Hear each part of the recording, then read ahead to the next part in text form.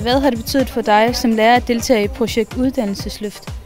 Det har betydet, at jeg har fået et endnu større fokus på, at man kan sige, at fagsprog er noget, man underviser på, men nu også, at det er noget, man underviser i, at det er vigtigt, at man er bevidst om, at eleverne ikke altid har det kendskab til fagsprog, som vi tror, de har. Jeg synes, jeg vil sige, nu har hele mit team har været med i projekt Uddannelsesløft, og det har været rigtig godt for os, at vi har fået en fælles oplevelse og har lært nogle ting i fællesskab. Og det vi er blevet opmærksom på er, at læreren skal tale mindre. Lærer vil rigtig gerne tale meget, men læreren skal tale mindre, fordi ved at eleverne kommer til at tale mere, så kommer de også til at arbejde mere med sproget, kan man sige. Jamen, det har givet mig en større bevidsthed om selvfølgelig at variere, men givet mig rigtig mange redskaber til, hvordan man kan variere sin undervisning, og hvordan man kan sige, at man kan lave meget små øvelser, altså tænker tidsmæssigt korte øvelser, der kan have rigtig stor effekt for både elevernes arbejde med sproget, men også i forhold til, at de tænker over, hvad de har lært. Det kan være svært at tænke over, hvad man har lært en hel formiddag, så det er vigtigt at være bevidst om at dele den op i mindre bidder.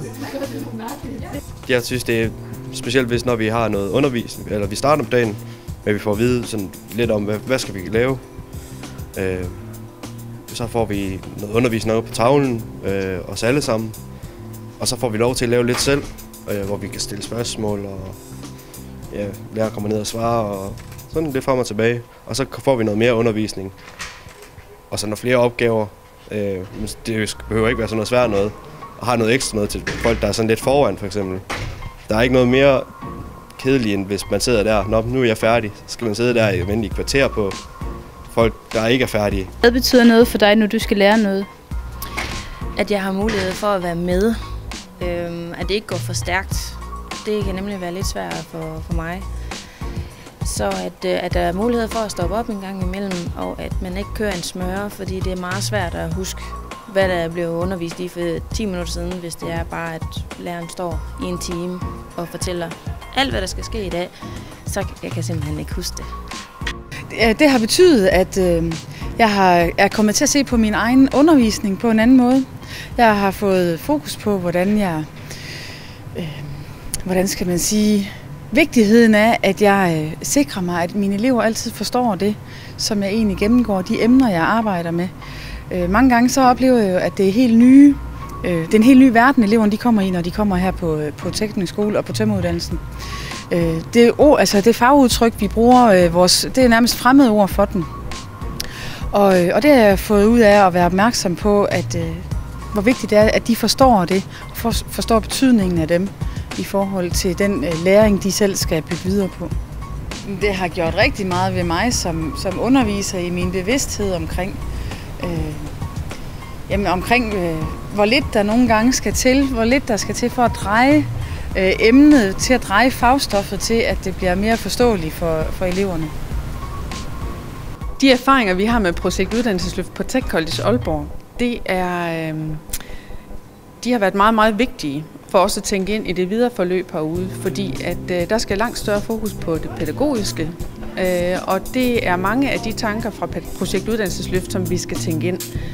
Det er vigtigt, at vi har meget mere fokus på elevernes læring, og derfor så skal vi også vide, hvad deres forudsætninger er, når de kommer.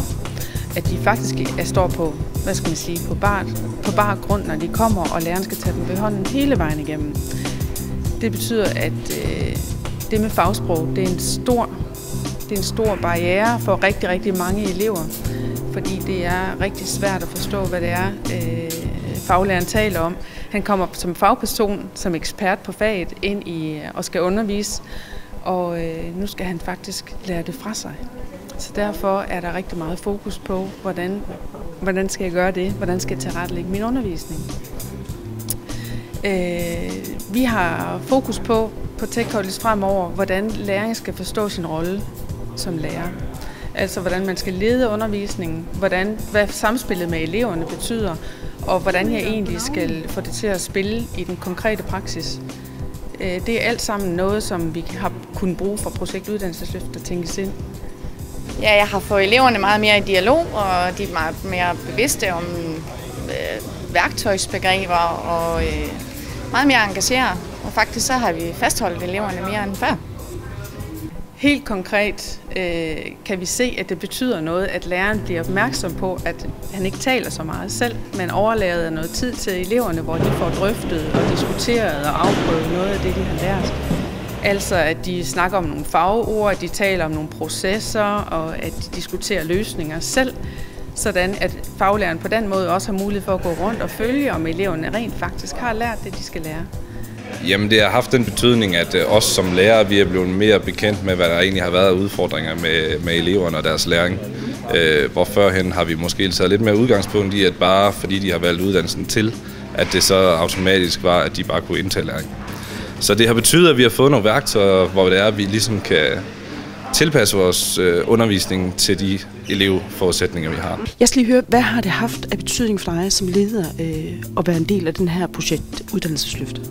Jamen det har gjort, at jeg har fået noget indsigt for det første i lærernes arbejde, men jeg har også kunne følge dem i deres udvikling og den proces, de har været igennem.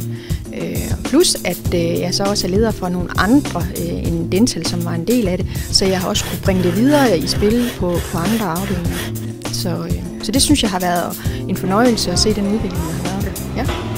Jamen det jeg tænker, det er, at der er kommet mere fokus på læring, og der er kommet mere fokus på sværhedsgraden af stoffet, der skal formidles til eleverne. Og det gør, at de har taget mange flere øvelser ind, så at det er gået mere fokus på læring, frem for at det bare er formidling af noget stof, at nu skal vi nå herfra hertil, men at man har mere fokus på, hvad er eleverne, de lærer i den daglige undervisning. Så det synes jeg, det har været en ændring, der er sket.